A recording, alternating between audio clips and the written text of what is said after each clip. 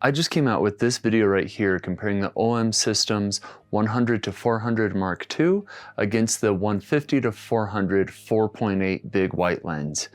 And it may be the least professional video I've ever produced.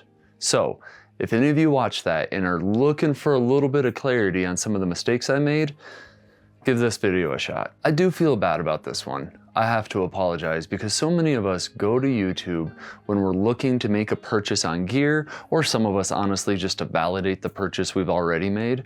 But for those who are using YouTube as a tool to learn about different products, having a YouTube channel is a real responsibility, and I definitely failed in my responsibility to provide accurate, clear, concise, and proper information about these two lenses. When I was going to edit this video, I did it on my smaller laptop. My life there's no excuse, but there's a couple reasons. There's been some chaos in my life and I was just working off of my laptop and I was kind of hasty when I was making this video. I did not pay enough attention. I didn't give it the dedication that it deserved. So for that, again, my apologies. And I got a little bit of criticism for it, which I totally appreciate and I totally understand. And I'm gonna try to clear a few things up. One thing that people noticed in that video is that the side-by-side photos, the 150 to 400 looked out of focus. And a lot of people said it looked like it had motion blur and that it wasn't a fair representation of what that lens can do. And yeah, I have to agree with you. I was negligent when I was editing that video. I didn't pay enough attention to the details, and some of the photos I pulled out were genuinely out of focus.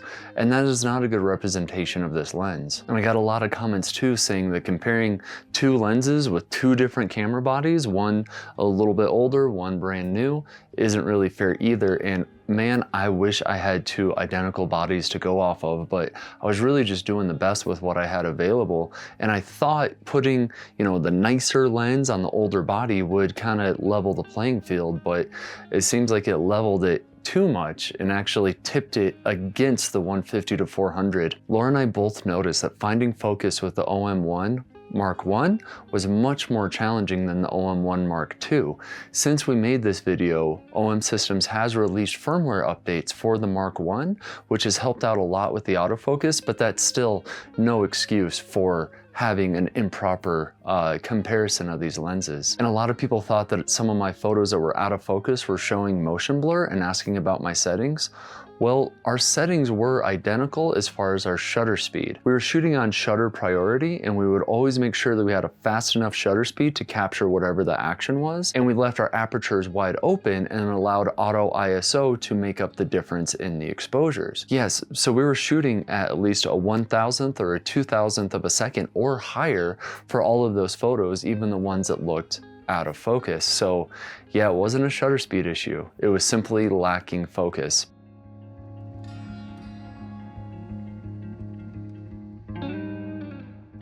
To help provide a little bit more clarity, I'm going to just show you guys a bunch of different images, some that I didn't include in the actual video. And there was one whole session where Laura and I went out to an owl show and got really good side-by-side identical photos of owls.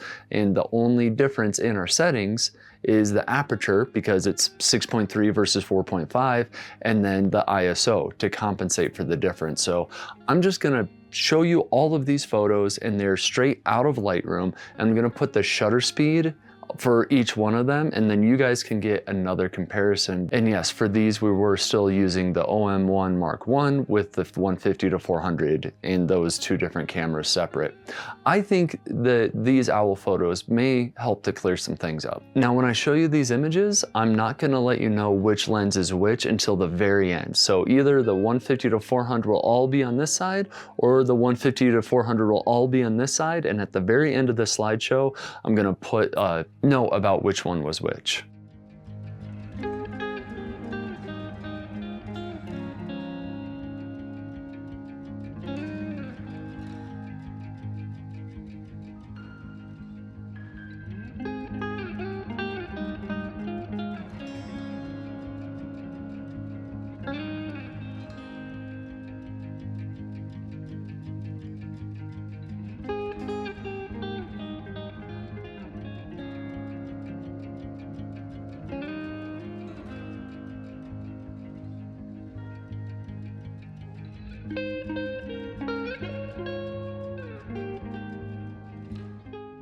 And I think one thing that we're noticing is that what seems to be out of focus sometimes is just a shallower depth of field.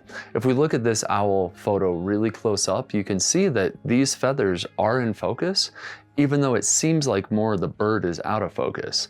I think that might just be a depth of field difference. Here's a few comparison images from other things that we were able to shoot.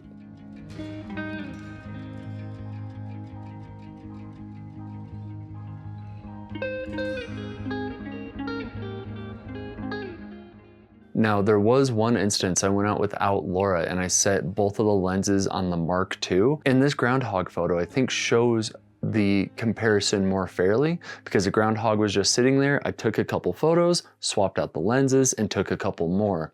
I think it does a better job of showing the differences in the lenses. The 100 to 400 is much more in focus. So again, I apologize. I deserve the criticism in that comment section, but I think overall my conclusion is the same.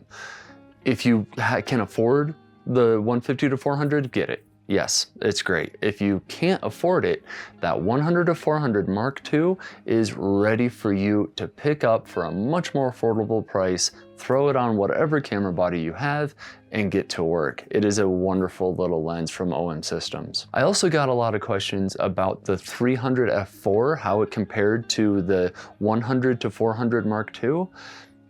I don't think that's really a fair comparison as much as comparing the 150 to 400 is, just because it's a completely different idea of a lens. It's a prime lens and it has that much more wide open, constant aperture throughout. I like it better if I'm going for just peak image quality, but peak image quality isn't always the most important thing. Sometimes you need the convenience of the zoom. So I'm probably not gonna do a really comprehensive comparison of the two, other than just to say, when I head up to Alaska, I'm gonna be bringing the 300 as well as the 40 to 150. I'm not gonna be bringing the 100 to 400 with me. So thank you everyone for sticking with me through this, and I apologize again for making a deeply imperfect video on that last one. Thank you for giving me another shot by watching this video, and I hope I can earn your trust again in videos in the future. Again, my name is Alex McGregor. If you wanna see some more of my work, check out my Instagram, Chasing Luminance, and I'll leave it at that.